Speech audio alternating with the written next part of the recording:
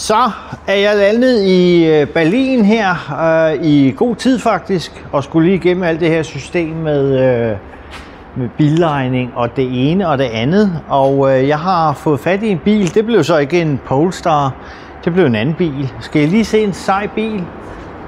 Det er det blå lyn. Den der MG'eren. Fully electric.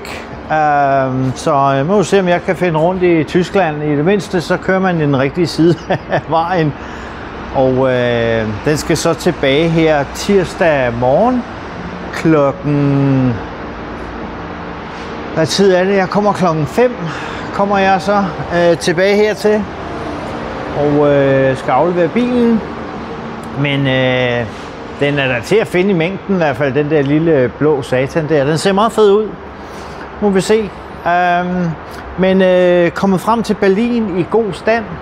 Og jeg har, hvad har jeg, en 25 km eller sådan noget faktisk hen til der, hvor jeg skal bo. Det kan I se, når jeg kommer frem. Nu vil jeg se, om jeg kan finde ud af alt det der smarte elektriske, der er i sådan en bil her. Vi ses. Hej!